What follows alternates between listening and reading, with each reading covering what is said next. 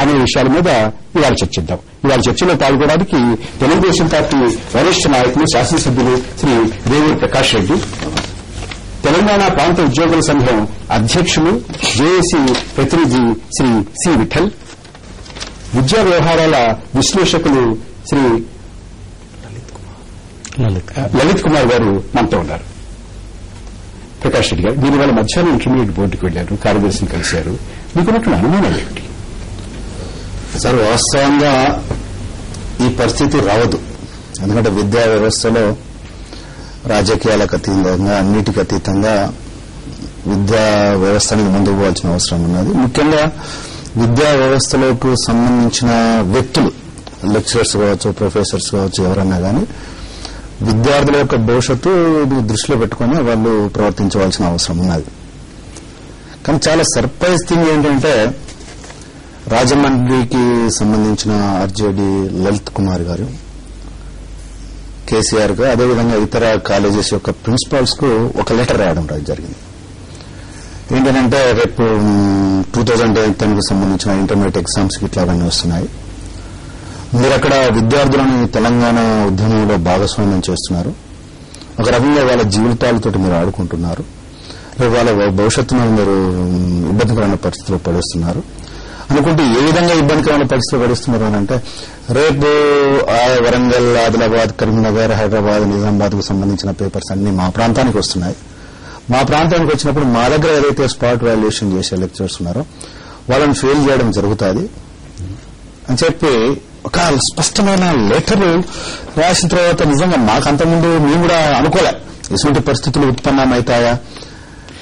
ఎవరండి ఈవిడ Nirmala Kumari, sorry, RJD of intermediate board, Rajahmundry, east Godavari district అని చెప్పి ప్రభుత్వ ఉద్యోగి కూడా రాసిన మాట్లాడారా? ఆవిడ రాసిన సంతకం చేసిన లెటర్సే ఇచ్చింది వాళ్ళే. దీంట్లో రాసిన పదాలు కూడా మనం చూస్తే ఒక విద్యావేత్త, విద్యకు సంబంధించిన వ్యక్తులు రాయవలసిన ఉత్తరం కాదనిపిస్తుంది. ఇక్కడ చూడండి మీరు, these leaders are jokers just encouraging public and అని చెప్పి ఇక్కడ ఒకటి. అగైన్ టీఆర్ఎస్ చీఫ్ కేసీఆర్ జేసీ proving that they are big buffoons. ఇది అని కేసీఆర్ గారికి రాశారు. కేసీఆర్ అండ్ అదర్ ఇన్స్టిట్యూషన్స్ యొక్క ప్రిన్సిపాల్స్ కు రాయడం జరిగింది. వాస్తవంగా ఈ ఉత్తరం చూడకముందు నేను కూడా అనుకున్నాను, ఎవరైంది అంటారా, ఇది విత్ సిగ్నేచర్ సార్. ఎవరి సిగ్నేచర్ ఏమిటి, ఎవరు పెట్టారు? నేను చూసాను నిర్మలా కుమారి అని చెప్పి చాలా స్పష్టంగా ఉన్నారు సార్. దీన్ని నమ్ముతున్నారు అంటే ఇక నమ్మవలసిందే కదా సార్. ఇప్పుడు ఇంత స్పష్టంగా ఇట్లా రాసిన తర్వాత మాకు అదే అనిపించింది, నిజంగా విద్యా వ్యవస్థలో ఇలాంటి ప్రకాష్ రెడ్డి గారు, ఇది ఒక అధికారి రాసిద్దా లేకపోతే ఆ ప్రాంత లెక్చరర్ల సంఘం రాసినటువంటిదా? అంటే దాన్ని మనము కన్ఫర్మేషన్ అనేది ఇప్పుడు మనము ఉదయం మాట్లాడిన తోటనన్నా కనీసం వాళ్ళు ఎక్కడ ఉండన్నా వాళ్ళు రెస్పాండ్ అవుతామని తెలవాలి. కానీ ఇదైతే చాలా స్పష్టంగా ఏంటి అని అంటే, కొంత నాలెడ్జ్ ఉండి రాసిన వ్యక్తులుగానే మనకు కనబడుతుంది. అందుగురించి ఇక్కడ స్పెసిఫిక్ గా అడ్రస్ తో సహా రాసినప్పుడు ఎవరో ఫాల్స్ గా రాసిందని చెప్పి అనుకోవడానికి కూడా మనకు వీలు లేదు అని చెప్పి తెలుసు. ఇంటర్మీడియట్ బోర్డు జరిపినటువంటి విచారణలో ఇది తమ ఉద్యోగి రాసినటువంటి లేఖ కాదు అనేటువంటి విషయం చాలా స్పష్టంగా ఇంటర్మీడియట్ బోర్డు కార్యదర్శి బలరామయ్య గారు ప్రకటించారు. ఎప్పుడు ప్రకటించారు? ఇప్పుడు ఇందాక మేము ఉదయం పోయినప్పుడు మేము చెప్పాము. మరి ఉదయం మీరు చెప్పిన తర్వాత వారు విచారణ చేసి ఆవిడని అడిగి అక్కడ ఉన్నటువంటి వాకప్ చేసిన తర్వాత ఆవిడ నుంచి ఏ ఉత్తరం వెళ్ళలేదు, ఆవిడది కాదు అనేటువంటి మాట చాలా ఖచ్చితంగా తేల్చి చెప్పారు. అంటే ఖచ్చితంగా తేల్చి చెప్పినప్పుడు ఎప్పుడైతే ప్రజాప్రతినిధులు మేము పోయినప్పుడు మాకు కూడా చెప్పవలసిన, మీరు ఇచ్చిన తర్వాత ఎంక్వైరీ చేసినట్టు, ఎంక్వైరీ ఎట్లా చేశారు ఏంటిది కూడా చెప్పవలసిన చెప్తారు. అది కూడా చాలా చెప్పవలసిన అవసరం ఉన్నది.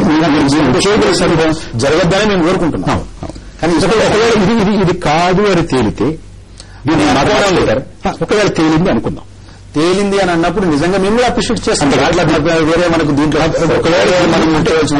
ప్రకాష్ రెడ్డి గారు, మీరు శాసనసభ్యులు, చాలా బాధ్యత కలిగినటువంటి వారు. మీరు 5వ తారీఖు జనవరి 5వ తారీఖు కేంద్ర మంత్రి, హోంమంత్రి చిదంబరం గారు ఏర్పాటు చేసినటువంటి సమావేశానికి కూడా మీరు ప్రతినిధిగా హాజరయ్యారు. ఒక్క ఉత్తరం పట్టుకుని విద్యార్థులు భవిష్యత్తు నాశనం అయిపోతుందేమో అని అనుమానం చేస్తారా? ఇప్పుడు వాస్తవంగా మేము పోయింది కూడా బలరాం గారి దగ్గరికి. ఎందుకు పోయినాము? నేను ఈ విషయం చెప్తున్నా. ఒక ఇన్స్టిట్యూషన్ హెడ్ గా ఆయన వాస్తవాలు తెలుసుకుని చర్యలు తీసుకోవాలనే ఉద్దేశంతో మేము కూడా పోయింది. అడిగి పోయిన తర్వాత ఇచ్చింది కూడా ఎవరో వేరాలు కాదు, లెక్చరర్స్ వీళ్ళే మనకి ఇచ్చింది.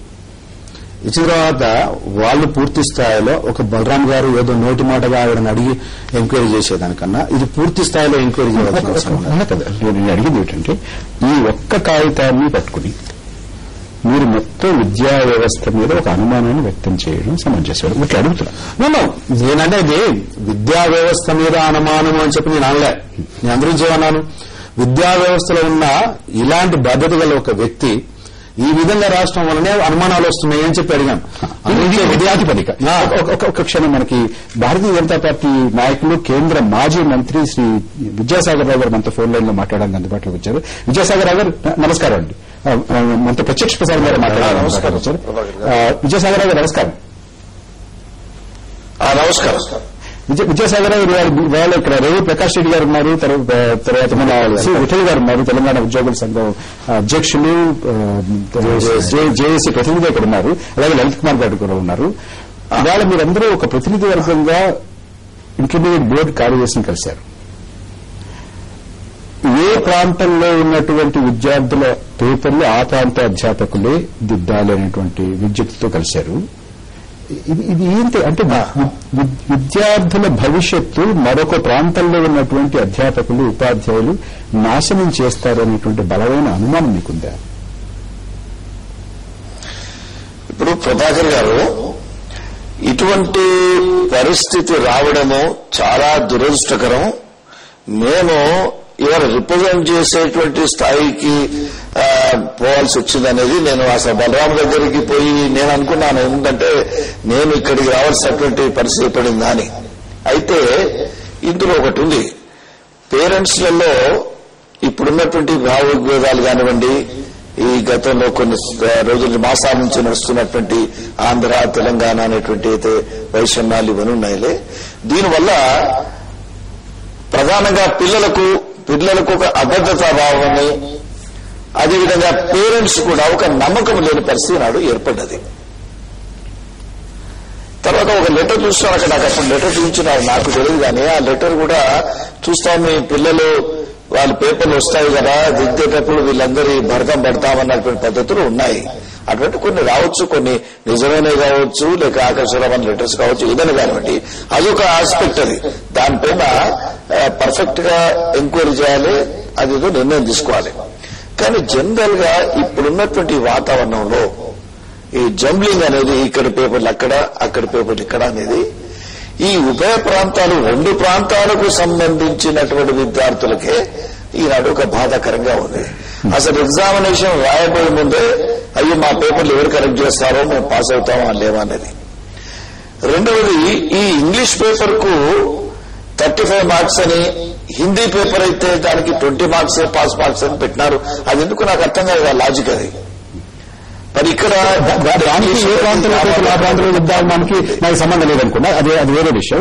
అయితే విజయసాగర్ గారు దయచేసి చర్చలో కొనసాగండి. ఇప్పుడు విఠల్ గారు అభిప్రాయం తీసుకుందాం. విఠల్ గారు, మీకు అనిపిస్తుంది ఒక ఉద్యోగ అంటే ఒక ఉత్తరం రాశారని అంటున్నారు, ఉద్యోగం అంటున్నారు, బలం ఉంచడం అంటే ఇతర ప్రాంతాల్లో ఉన్నటువంటి అధ్యాపకులు ఈ ప్రాంతంలో ఉన్నటువంటి అధ్యాపకులు ఆ ప్రాంతంలో ఉన్నటువంటి పిల్లల భవిష్యత్తుని పాడు చేసేంత వరకు వెళ్ళిపోతుందని అనుమానిస్తున్నారు. ఇప్పుడున్నటువంటి ఈ 2-3 నెలలుగా జరుగుతున్నటువంటి పరిణామాలు రాష్ట్రంలో చూస్తే, న్యాయ వ్యవస్థలో ఉన్నటువంటి హైకోర్టులో న్యాయవాదులు డివైడ్ అయ్యారు. ఆంధ్ర తెలంగాణ న్యాయవాదులుగా విడిపోయారు. రాష్ట్ర కేబినెట్ తెలంగాణ మంత్రులు ఆంధ్ర మంత్రులుగా విడిపోయారు. అసెంబ్లీలో తెలంగాణ ఎమ్మెల్యేలు ఆంధ్ర ఎమ్మెల్యేలు. పార్టీలుగా తీసుకుంటే ఒక తెలుగుదేశం, ఏ పార్టీ అని, తెలుగుదేశంలో తెలంగాణ ఎమ్మెల్యేలు ఆంధ్ర ఎమ్మెల్యేలు, కాంగ్రెస్ లో తెలంగాణ, పార్టీల వైజ్ గా, విద్యార్థుల వైజ్ గా, ఈవెన్ ఎంప్లాయీస్ ఆర్గనైజేషన్స్, గవర్నమెంట్ ఆఫీసులలో కూడా తెలంగాణ ఎంప్లాయీస్ ఆంధ్ర ఎంప్లాయీస్ గా మొత్తం వాతావరణం అంతా డివిజన్, మానసికంగా డివిజన్ వచ్చింది వాళ్ళ. ఇట్లాంటి విపత్కరమైనటువంటి పరిస్థితుల్లో రేపు పరీక్షలు జరగబోతున్నాయి. పరీక్షలు జరగబోయే వాతావరణంలో గతంలో పిల్లలు ఏం చేసేదంటే దేవుని మీద నమ్మకంతో, విశ్వాసంతో జై శ్రీరామ్ అని, ఓం అని రాసేవాళ్ళు. ఇవాళ తెలంగాణ ఉద్యమం ఉవ్వెత్తున లేస్తున్న సందర్భంలో చాలా మంది పిల్లలు ఈవెన్ ఇంటర్నల్ ఎగ్జామ్స్ లో కూడా జై తెలంగాణ రాస్తూనే ఎగ్జామ్స్ ప్రారంభిస్తున్నారు. అంటే సహజంగా ఈ పేపరు చూడగానే జై తెలంగాణ వర్డ్ చూడగానే అరే ఇది తెలంగాణ ప్రాంతానికి సంబంధించిన పేపర్ గా అది జై తెలంగాణ రాయొచ్చా రాయకూడదా ప్రాంతము లేదా దైవం అనే అంశం ఎక్కడ నిబంధనలు ఉన్నాయో నాకు అవగాహన లేదు ఆ అంశం పైన. కానీ పిల్లలు మాత్రం రాస్తున్నటువంటి వాతావరణం ఉంది. ఇట్లాంటి పరిస్థితుల్లో తెలంగాణ ప్రాంతానికి సంబంధించినటువంటి పేపర్లు సీమాంధ్రకు పోతే లేదా సీమాంధ్రకు సంబంధించిన పేపర్లు తెలంగాణ ఎంప్లాయీస్ అధ్యాపకులు దిద్దే వాతావరణంలో ఉంటే ఎక్కడో కొంత ఈ డివిజన్ వచ్చిన సందర్భంలో భావోద్వేగాలతో పిల్లల మీద లేదా ఆన్సర్ షీట్ల మీద ప్రభావం పడితే రేపు వాల్యుయేషన్స్ లో 50% వెయిటేజ్ రేపు ఎగ్జామ్స్ లో జరుగుతున్నాయి. నెక్స్ట్ వచ్చే ఎంసెట్ లో మరి ఎక్కడో కొంత 1% 2% తగ్గినా అంటే ఒక 5% 10% నష్టం జరిగిన పిల్లల జీవితాలతో ఆడుకున్నటువంటి సందర్భం రేపు సీమాంధ్రకు సంబంధించినటువంటి పేపర్లు చాలా గట్టిగా ఉన్నది వాతావరణం పిల్లలకు నేను నమ్ముతున్నాను ఆ విషయం. ఎందుకంటే ఉద్యోగులు నేను సన్నిహితంగా మాది లెక్చరర్స్ ఫోరం కానీ టీచర్స్ కానీ చూస్తుంటే ఆ డివిజన్ వచ్చింది మానసికంగా. సీమాంధ్ర పేపర్లు రేపు తెలంగాణ ప్రాంతానికి సంబంధించిన లెక్చరర్స్ దిద్దితే ఒక ద్వేషభావంతో కావచ్చు కోపంతో కావచ్చు ఈ ఆంధ్ర పిల్లలు ఎందుకు ఎక్కువ మార్కులు వేయాలి అని ఒక 5-10% తగ్గించిన ఆ పిల్లల జీవితాల్లో నష్టపోయే అవకాశం ఉంటుంది. అదేవిధంగా తెలంగాణ ప్రాంతానికి సంబంధించిన అక్కడ ఆ ప్రాంత అధ్యాపకులు దిద్ది అది జై తెలంగాణ పొలం కనిపిస్తున్నది తెలంగాణ ప్రాంతానికి సంబంధించిన విద్యార్థి నేను ఎందుకు ఎక్కువ మార్కులు వేయాలి అటు కూడా రెండు ప్రాంతాలకు నష్టం జరిగే అవకాశం ఉందని నేను భావిస్తున్నాను. ఎందుకంటే విఠల్ గారు అంటే ఇందులో మనకు తేలినటువంటి ప్రకాష్ రెడ్డి గారు చెప్పినా లేకపోతే విద్యాసాగర్ రావు గారు చెప్పినా ఉన్నటువంటి వాతావరణం ఒకటి, ఆ ఉన్నటువంటి వాతావరణం ఇక్కడ అధ్యాపకులు అక్కడి విద్యార్థులకి అన్యాయం చేయొచ్చు, అక్కడ అధ్యాపకులు ఇక్కడ విద్యార్థులు ఎందుకంటే రెండు పక్కల కూడా అధ్యాపకులు ఒకరి మీద ఒకరికి ఉన్నటువంటి ద్వేషంతో అయిష్టంతో ఇక్కడ ఏమైతుంది అక్కడ వాళ్ళు కూడా ఒక క్షణం నిన్న కస్టమర్ వేసాడు ఒకరి మీద ఒకరు కోపం తీర్చుకోవడానికో లేకపోతే అయిష్టంతో ఆ ప్రాంత విద్యార్థులు ఈ ప్రాంత అధ్యాపకులు ఈ ప్రాంత అధ్యాపకులు ఆ ప్రాంత విద్యార్థుల్ని అన్యాయం చేసేటటువంటి అవకాశం ఉంది అనేటువంటి అనుమానం మీకు బలంగా ఉంది. ఆ అనుమానం ఎంతవరకు సమంజసము, అధ్యాపకుల్ని మనం ఎలా అర్థం చేసుకుంటున్నాము అనేటటువంటి విషయంలో కొంచెం వేటుగా వెళ్లే ముందు ఒక చిన్న విరామం తీసుకుందాం.